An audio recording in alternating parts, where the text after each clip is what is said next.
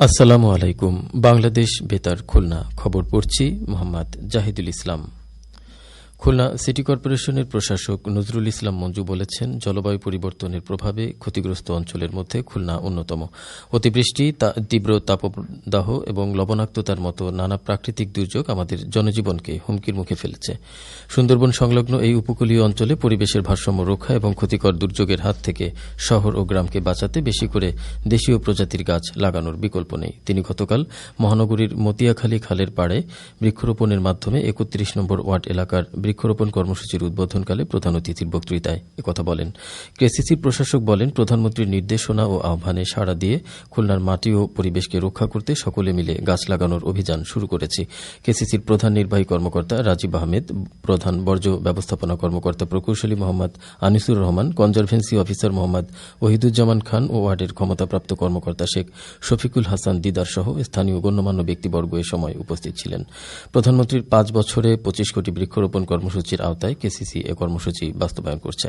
পরে কেসিসি প্রশাসক নগরীর দক্ষিণ টুটপাড়া মেইন রোড সহ ২ number cross road, Motiakhali main road, Lobonchora sluice gate, truck terminal সংলগ্ন পাইকারি কাঁচা বাজার বা Itipara, cemetery road, Dharmasabha cross রোডের পানি নিষ্কাশন, বর্জ্য ব্যবস্থাপনা ও মশক নিধন কার্যক্রম পরিদর্শন করেন। সাম্প্রতিক সময়ে সামাজিক যোগাযোগ মাধ্যমে বিভ্রান্তিকর তথ্য ও অপপ্রচার বিস্তার রোধে করণীয় বিষয়ক এক কর্মশালা গতকাল যশোরের অভয়নগর পৌর সভাকক্ষে অনুষ্ঠিত হয়। বিভাগীয় কমিশনার কার্যালয়ের স্থানীয় সরকারের পরিচালক আবু সাইদ মোহাম্মদ মঞ্জুর আলম এতে প্রধান অতিথি ছিলেন। কর্মশালায় বলা হয়, তথ্য প্রযুক্তির যুগে সামাজিক যোগাযোগ মাধ্যমে মানুষের মত প্রকাশ, তথ্য আদান প্রদান ও সচেতনতা বৃদ্ধির অন্যতম মাধ্যম। তবে এর অপব্যবহারের ফলে বিভ্রান্তিকর তথ্য, গুজব ও অপপ্রচার দ্রুত ছড়িয়ে পড়েছে সমাজে, অস্থিরতা, বিভ্রান্তি এবং জনমনে উদ্বেগ সৃষ্টি করছে। তাই কোনো তথ্য যাচাই বাছাই ছাড়া শেয়ার বা প্রচার না করার আহ্বান জানানো হয়। পৌরসভার প্রশাসক ও অভয়নগর উপজেলা নির্বাহী কর্মকর্তার সভাপতিত্বে অতিরিক্ত জেলা প্রশাসক শিক্ষা ও আইসিটি, পৌরসভার প্রধান নির্বাহী কর্মকর্তা, উপজেলা স্বাস্থ্য ও পরিবার পরিকল্পনা কর্মকর্তা, পৌর নির্বাহী কর্মকর্তা, নির্বাহী প্রকৌশলী ও প্রেস ক্লাবের সভাপতি সহ সরকারি কর্মকর্তা, ইমাম, সাংবাদিক, শিক্ষক শিক্ষার্থী, সুধীজন সহ ৩০ জন অংশগ্রহণ করেন। নোয়াপাড়া পৌরসভা এর আয়োজন করে। সাতক্ষীরা কালীগঞ্জ উপজেলার সরকারি কর্মকর্তা, শিক্ষক ও জনপ্রতিনিধিদের এক মতবিনিময় সভা গতকাল উপজেলা পরিষদ অডিটোরিয়ামে অনুষ্ঠিত হয়। জেলা প্রশাসক মিস কাউসার আজিজ এতে প্রধান অতিথি ছিলেন। সভায় মাদক, নারীর প্রতি সহিংসতা ও বাল্যবিবাহ প্রতিরোধে সকলের সহযোগিতা কামনা করা হয়।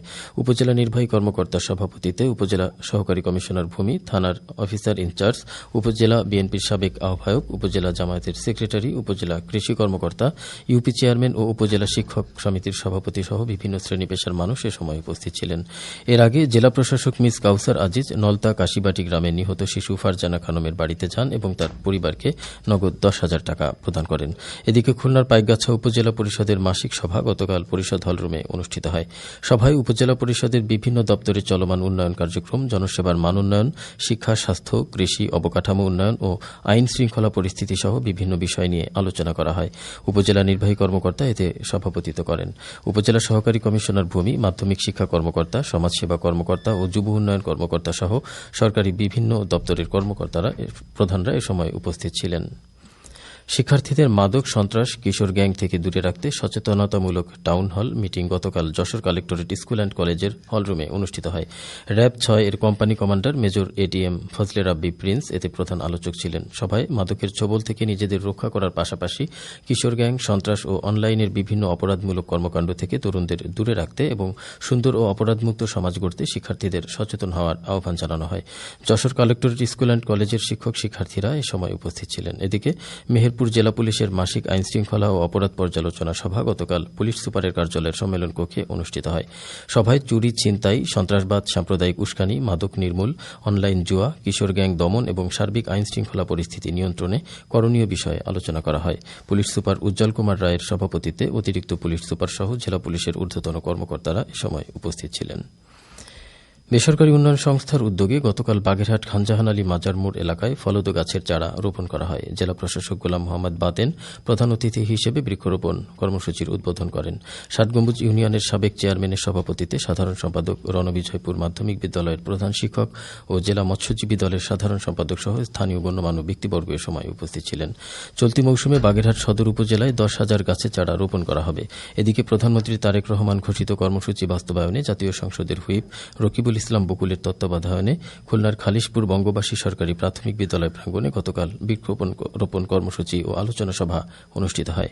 মহানগর বিএনপির সাংগঠনিক সম্পাদক শেখ সাদি এতে প্রধান অতিথি ছিলেন। বিদ্যালয়ের ম্যানেজিং কমিটির সভাপতির সভাপতিত্বে শিক্ষক শিক্ষার্থী সহ বিপুল সংখ্যক নেতাকর্মী এ সময় উপস্থিত ছিলেন। চুয়াডাঙ্গা রেলওয়ে ওভারপাস নির্মাণ প্রকল্পের আওতায় ভূমি অধিগ্রহণে ক্ষতিগ্রস্ত জমির মালিকদের বকেয়া ক্ষতিপূরণের অর্থ গতকাল জেলা প্রশাসকের কার্যালয়ে প্রদান করা হয়। জেলা প্রশাসক লুৎফুন নাহার প্রধান অতিথি হিসেবে ৯ জন ভূমি মালিকের হাতে মোট ২,৫৩,১৮৯ টাকা মূল্যের এলএ চেক বিতরণ করেন। অতিরিক্ত জেলা প্রশাসক রাজস্ব সহ জেলা প্রশাসনের অন্যান্য কর্মকর্তা, বিভিন্ন সরকারি দপ্তরের প্রধান ও স্থানীয় সুশীল সমাজের প্রতিনিধি সহ গণমাধ্যম কর্মীরা এ সময় উপস্থিত ছিলেন। খেলার খবর ফুটবল। মেহেরপুরের মুজিবনগর উপজেলার দারিয়াপুর মাঠে জেলা প্রশাসক গোল্ড কাপ ফুটবল টুর্নামেন্টের গতকালের ফাইনাল খেলায় মোনাখালী ইউনিয়ন টাই ব্রেকারে ৫-৪ গোলে দারিয়াপুর ইউনিয়নকে পরাজিত করেছে। জেলা প্রশাসক শিল্পী রানী রায় প্রধান অতিথি হিসেবে বিজয়ীদের মধ্যে পুরস্কার বিতরণ করেন। সবশেষে আবহাওয়া। আজ বেলা ১টা পর্যন্ত পূর্বাভাসে বলা হয়েছে খুলনা, ঢাকা, ফরিদপুর, বরিশাল, পটুয়াখালী, নোয়াখালী, কুমিল্লা, চট্টগ্রাম, কক্সবাজার ও সিলেট অঞ্চলে দক্ষিণ অথবা দক্ষিণ পূর্ব দিক থেকে অস্থায়ীভাবে ঘণ্টায় ৪৫ থেকে ৬০ কিলোমিটার বেগে দমকা অথবা ঝোড়ো হাওয়া বয়ে যেতে পারে। সেই সঙ্গে বৃষ্টি অথবা বজ্রসহ বৃষ্টিপাতের সম্ভাবনা রয়েছে। এসব এলাকার নদীবন্দরসমূহকে ১ নম্বর সতর্ক সংকেত দেখাতে বলা হয়েছে। খবর শেষ হল। আমাদের পরবর্তী খবর প্রচারিত হবে দুপুর ১২টা ১০ মিনিটে বাংলায়।